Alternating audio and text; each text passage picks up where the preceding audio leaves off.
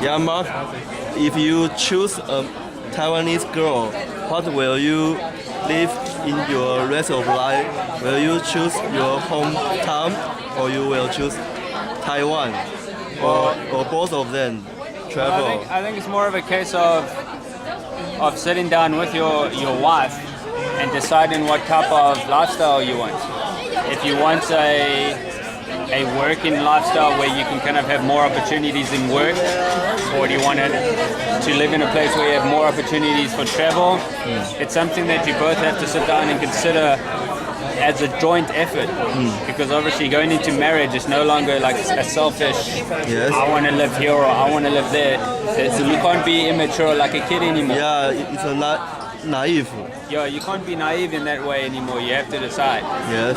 And once you both decide on one place or the other, then you just have to accept that this is what we want. And you don't necessarily have to stay there forever, but you have to make a proper go of it. Yeah. Because otherwise you're just going to be wasting your money and your time. Yeah. If you have a kids or if you don't have the kids, will make you change your mind? Well, if you don't have kids, obviously you have more opportunity to do things together as a couple. Yes. So kids are something that you need to plan. You shouldn't just have it accidentally. You can't say, okay, I'm married, now I want kids. You must say, okay, I'm married, maybe in 3 years' time or 4 years' time I'm going to have kids when I can financially support my kids. And we have done stuff together that we want to do together before we have that step.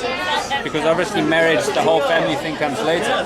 But you don't want to have kids really early and then suddenly you think to yourself, I'm burdened now because like you and your wife want to go here or you and your wife want to go there and you keep calling babysitter all the time. Yes. It's not fair on the kids, really. Yes. And then later on, as they get older, they'll start realizing this. They'll start feeling that there's a bit of rejection. Even though you don't say it, Yes. they can feel it. They can pick up on that vibe that mom and daddy's out on Friday night, we're with the babysitter. Mom and daddy's out on Thursday night, we're with the babysitter. Yeah. Your kids kind of get that idea that mom and daddy don't want them anymore.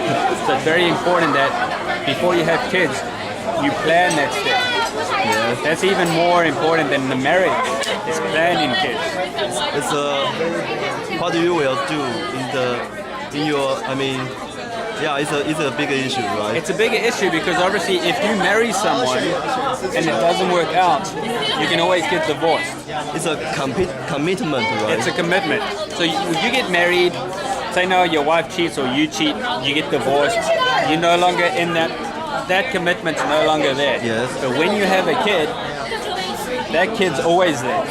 It's a bond, right? You know what I mean? So Yeah. you can't just walk away. Yeah. You can't just say, no, the kid cheated or this or that or get upset and run away.